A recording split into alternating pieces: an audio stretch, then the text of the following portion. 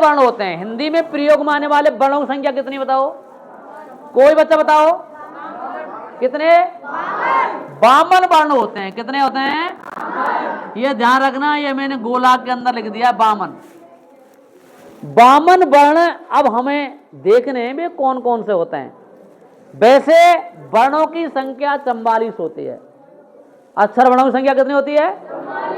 44 होती है, जिसमें 11 स्वर होते हैं। कितने?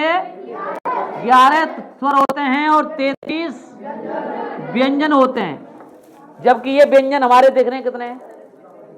देख लो आप कितने हैं?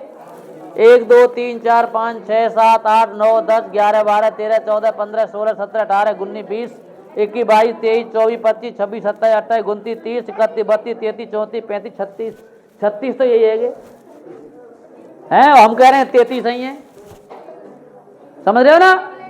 तो यही समझने वाली बात है, ठीक है ना, कि 44 वर्ण कौन, 33 व्यंजन कौन कौन से होते हैं, ठीक है ना। 33 व्यंजन कौन कौन से होते हैं, इन 33 व्यंजनों को कितने भागों में बांटा है, ये हमारी समझने वाली बात है।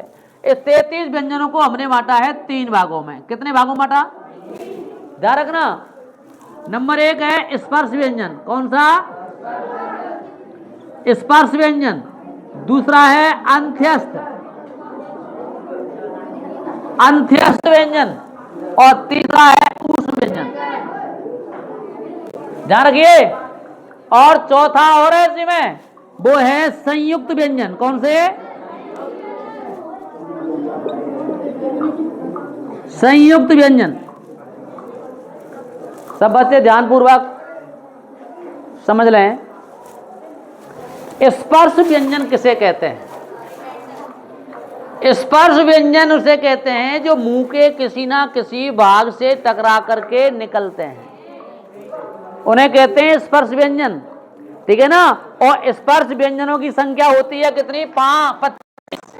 कितनी होती है? यानी ये जो व्यंजन है ना हमारे, ये यहां तक, ये जो व्यंजन है ये हमारे कौन से हैं? स्पर्श व्यंजन है, ठीक है ना। ये है कवर्ग, कावारी लाइन वाले कवर्ग, चावारी लाइन वाले चवर्ग, टावारी लाइन वाले टवर्ग, सवर्ग, अपवर्ग। मुझे पता है आपको आता है, मुझे पता है आप पे आता है, आप रिवीजन कर लीजिए। ये स्पर्श व्यंजन है क्योंकि ये मुंह के किसी ना किसी भाग से उच्चारित होकर निकलते, टकरा के निकलते हैं। कवर्ग, ये जो कवर्ग है ना, ओए कहां जाना है, ये जो कवर्ग है ना, ये कंठ से निकलता है, इसलिए इसको क्या कहते हैं? कंठ है। क्या कहते हैं?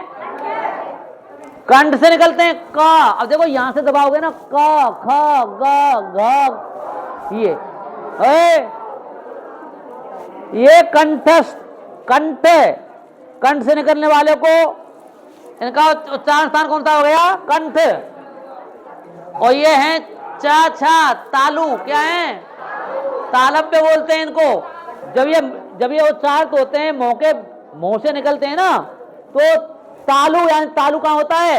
दांतों का ऊपर का भाग, ठीक है ना, वहां से होकर के उच्चारित होते हैं, उन्हें कहते हैं तालव्य व्यंजन है। और टा, ये होते हैं मूर्धा। मूर्धा कहते हैं मुंह की छत। जैसे टा कहेंगे ना, टा, तो जीभ जाती है कहां? ऊपर।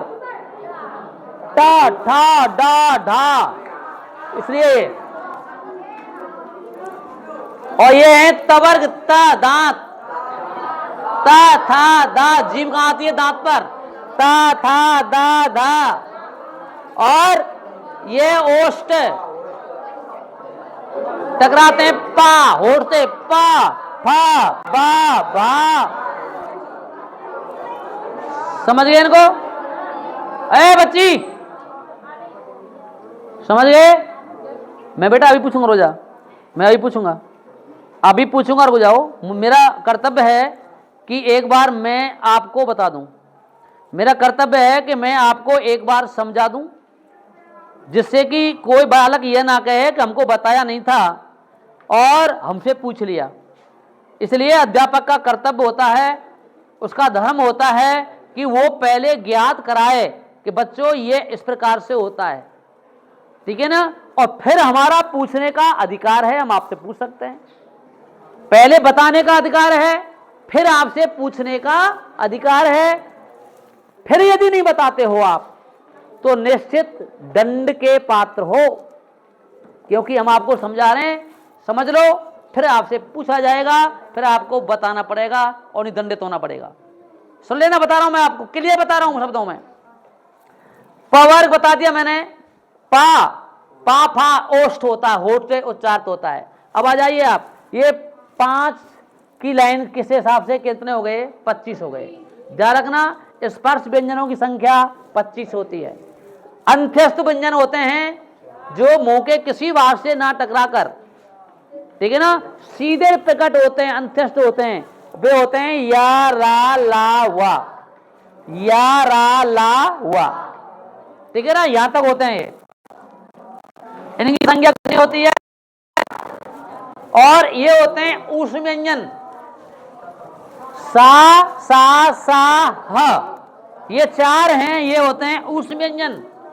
ऊष्म का मतलब होता है गर्म वायु छोड़ते हैं, गर्म वायु छोड़ते हैं, उन्हें क्या कहते हैं? ऊष्म व्यंजन, ठीक है ना। और इनकी संख्या कितनी होती है? 4, और एक ये है 3, और इनमें एक ये भी आती है, ठीक है ना। तो ये 4 हो जाते हैं, इनकी संख्या 4 होती है संयुक्त व्यंजनों की। ये 6 त्रय ज्ञ और श्री श्रेय, ठीक है ना। अब सुनिए आप, ये किससे बनता है? ध्यान रखना, ये इनको संयुक्त व्यंजन क्यों कहते हैं? मैं फिर कह रहा हूं, मैं बता रहा हूं, ध्यान रखना बेटा, पूछूंगा मैं आपसे, पूछूंगा, ध्यान रखना। संयुक्त व्यंजन क्यों कहते हैं? संयुक्त, संयुक्त यानी मिलकर के बने हैं। किससे बना है ये का और प्लस ये सा मिलकर क्या बनता है? समझ रहे हो आप? संयुक्त हो गए, का और सा मिले। ऐसे ही त्र, ये ता और रा क्या बन गया? त्र। और ये ज्ञ, ये जा और रा मिलके क्या हो गया? नहीं, जा और ये अड़ंग कहते हैं ना इसको, हाँ, ये मिलकर के क्या बन जाता है? ज्ञ। और ये सा बनता है, ये सा प्लस रा, और ये क्या बनता है? त्र। समझ गए ना? ऐसे करके ये 4 होते हैं, ठीक है। चलते चलते एक ध्यान और रख लीजिए, कई बार परीक्षाओं में प्रश्न आ जाता है, पंचमा अक्षर किसे कहते हैं? पंचमा अक्षर किसे कहते हैं? तो स्पर्श व्यंजनों के है ना, प्रत्येक वर्ग का अंतिम अक्षर क्या कहता है? पंचमा अक्षर कहता है। चलिए, घंटी लग गई है, ठीक है ना।